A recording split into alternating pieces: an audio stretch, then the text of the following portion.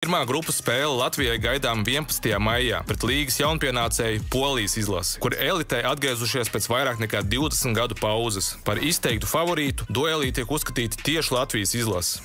Bronzas medaļas aizstāvēšana sāksies 11. maijā pret Poliju. Primārais, kas mums vajadzīgs, ir ātruma, fiziska spēle un pašaizliedzība. Protams, ir taktiskās visas nianses, bet tas pamats visam apakšā ir, ka neviens nedrīkst smagāk strādāt par mums. Latvijai ir labs sastāvs. Var redzēt, ka cīnās viens par otru. Protams, Latvija čempionātā būs ar labāku sastāvu. Eksperti izceļ faktu, ka Polijas sastāvu veido pamatā spēlētāji no Ziemeļamerikas, pēc spēka 3. līgas un Eiropas 2. kategorijas komandām. Turpretī Latvijas sastāvu veido Ziemeļamerikas augstāko līgu un Eiropas vadošo līgu spēlētāji. Šajā spēlē es noteikti negaidu daudz rīpas. Es domāju, ka komandas noturēs vārtu skaitu zem 5,5 par koeficientu 1,9. Tas nozīmē, ka spēlē var būt maksimums 5 iesistas ripas uz abām